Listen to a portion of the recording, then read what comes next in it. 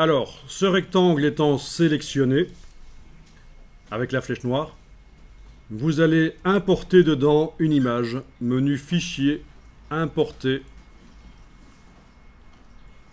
et vous allez chercher dans le dossier Image Camping, vous allez chercher une des images.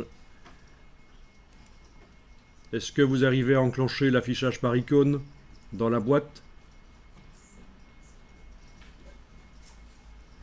Bon, ben vous voyez que celle-là, on l'a déjà utilisée. Par contre, il nous reste une des 4 autres. Choisissez celle que vous voulez. Et vous faites ouvrir. Donc c'était fichier importé. Et bizarrement, dans la boîte d'importation, on a le mot ouvrir. D'où l'erreur de certains débutants dans InDesign. Quand ils veulent amener une image dans InDesign, ils font fichier ouvrir dans InDesign. Mais ça ne marche pas. Fichier ouvrir dans InDesign, c'est uniquement pour ouvrir des documents InDesign. Vous voyez, quand je fais fichier ouvrir dans InDesign, toutes les images là sont grisées, inaccessibles. En fait, c'est fichier importer qu'il faut faire. Là, je peux choisir laquelle et j'ai la boîte ouvrir. Mais là, je vais cliquer sur annuler. C'était juste pour vous montrer que bizarrement, dans la boîte importer, on a un bouton qui s'appelle ouvrir. Mais méfiance, il aurait dû s'appeler importer.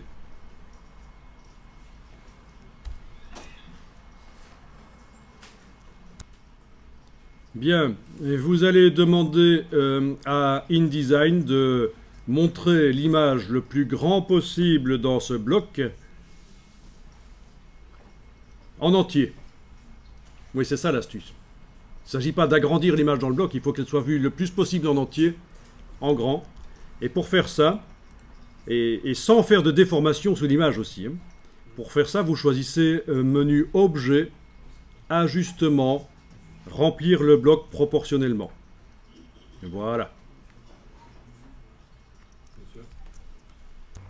Bien. Si vous voulez modifier les proportions de l'image, du bloc, je veux dire, vous le faites avec la flèche noire.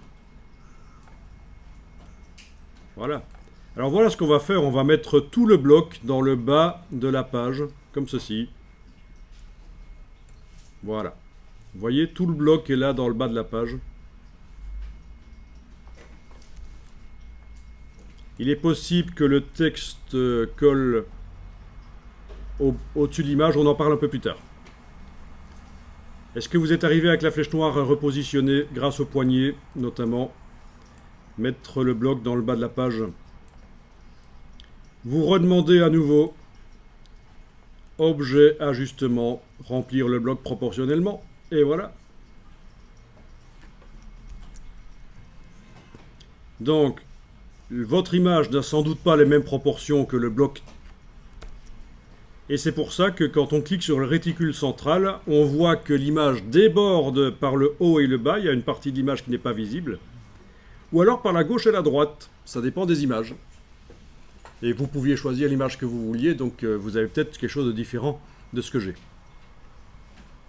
On peut repositionner l'image dans le bloc pour montrer plus d'herbe ou pour montrer plus de ciel, dans mon cas. Pour ça, avec la flèche noire, je clique sur le réticule central ici, je garde le bouton à souris enfoncé, j'enfonce la touche majuscule sur le clavier, la touche Shift, et je bouge de haut en bas. Donc, est-ce que je vais montrer plus d'herbe ou plus de ciel? Ah, faut voir, hein. Je crois que c'est mieux comme ça, plus de ciel. Je lâche le bouton de la souris, puis la touche majuscule. Voilà. Donc, je répète, pour repositionner l'image dans son bloc, vu qu'il y a des parties qui n'apparaissent pas, à moins que, hasard, le bloc ait les mêmes proportions que l'image. Ben, il y a peu de chances que ça arrive. Et bien donc, avec la flèche noire, j'enfonce le réticule central ici, je garde enfoncé, puis avec la touche majuscule enfoncée, je déplace soit de haut en bas ou de gauche à droite, ça dépend des images. En tout cas, pour repositionner l'image dans son bloc. Je lâche le bouton de la souris, puis je lâche la touche majuscule.